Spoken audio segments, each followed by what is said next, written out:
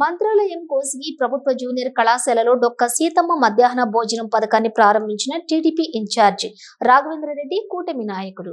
కర్నూలు జిల్లా మంత్రాలయం కోసిగి ప్రభుత్వ జూనియర్ కళాశాలలోని ప్రిన్సిపల్ రమేష్ స్వామి ఆధ్వర్యంలో ఈ రోజు డొక్క సీతమ్మ మధ్యాహ్న భోజన పథకాన్ని TDP incharge Raghavendra Reddy, Janasena party incharge Lakshmana, BJP incharge Vishnuvardhan ప్రారంభించారు. విద్యార్థులకు కూటమి నాయకులు అన్నంను వడ్డించి వారితో కలిసి భోజనం చేశారు.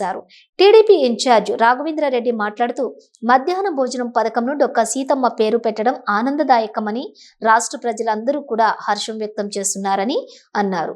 విద్యార్థులు మధ్యాహ్నం ఇంటికి వెళ్లి భోజనం తినాలన్నా, క్యారియర్ తీసుకుని రావాలన్నా విద్యార్థులు చాలా ఇబ్బందులు పడుతున్నారని అన్నారు. దీన్ని దృష్టిలో పెట్టుకుని కూటమి ప్రభుత్వం ఈ పథకాన్ని తీసుకుని వచ్చారని, కావున విద్యార్థులు ఈ అవకాశాన్ని ఉపయోగించుకుని మంచిగా చదువుకోవాలని తెలిపారు.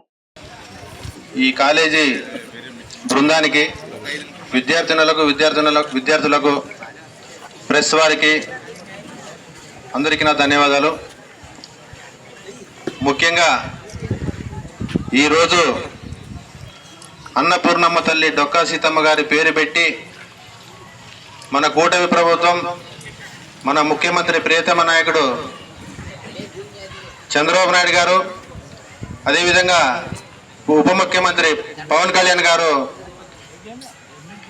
మన నాయకులు, యువ నాయకులు లోకేష్ బాబు గారు, వీళ్ళంతా కలిసి ఈరోజు డొక్కా సీతమ్మ గారి ఈ మధ్యాహ్న పథకం పెట్టడం ఎప్పుడూ గుర్తించలేని ఈ విద్యార్థులకు మామూలుగా స్కూల్లో ఉండేది అందరికీ ఇస్తున్నాం, ఈ జూనియర్ కాలేజీల్లో కూడా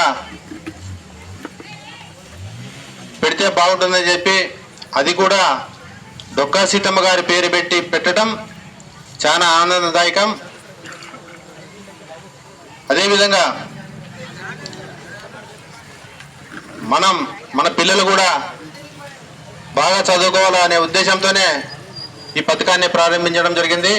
మధ్యాహ్నం కొంతమంది ఇంటికి పోయి భోజనం చేసి రావాలన్నా, క్యారియర్లు తీసుకురావాలన్నా చాలా ఇబ్బంది పడేవాళ్ళు. దాన్ని గుర్తించి ఈరోజు ఈ పథకం పెట్టడం చాలా గర్వంగా ఉందని చెప్పి తెలియజేసుకుంటున్నా.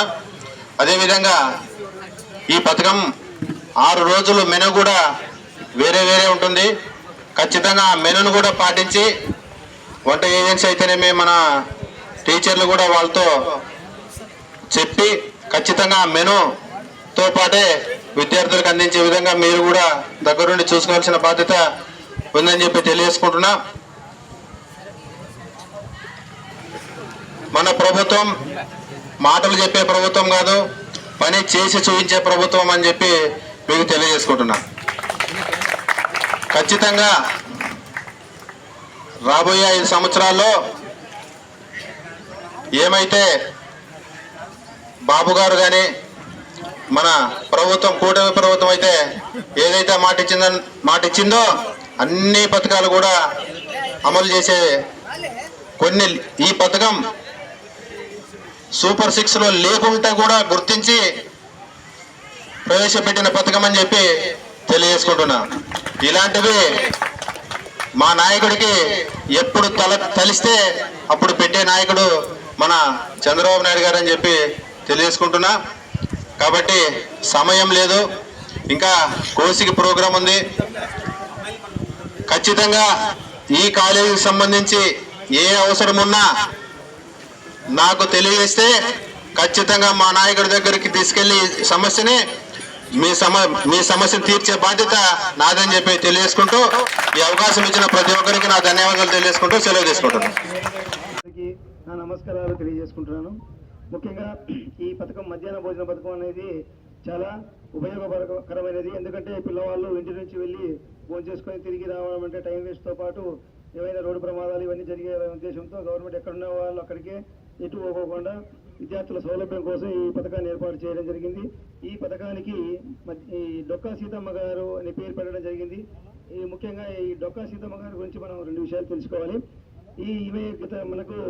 ఈమె దాదాపుగా ఈ రోజుల్లో పుట్టినవి కాదు. 1845లో మన ఈస్ట్ గోదావరి జిల్లా రామచంద్రాపురం తాలూకా మండపేట అనే చిన్న కుగ్రామంలో ఈమె జన్మించడం జరిగింది. ఈమె ఇప్పుడు ప్రస్తుత కాలంలో తో పాటు అప్పుడు కూడా సత్రాలు ఇవన్నీ కూడా ఉండేటివి. ఆ సత్రాల్లో కానీ లేకంటే హాస్టల్లో కానీ ఒక లిమిటెడ్ మాత్రమే అన్నం అనేది పెడతారు. సంబంధించి శ్రీ రాఘవేంద్ర రెడ్డి గారు టీడీపీ నాయకులు గారు మరి విచ్చేసి ఉన్నారు. మరి మనమంతా కూడా మరి ఈ కార్యక్రమాన్ని విజయవంతం చేయవలసిందిగా కోరుతున్నాం.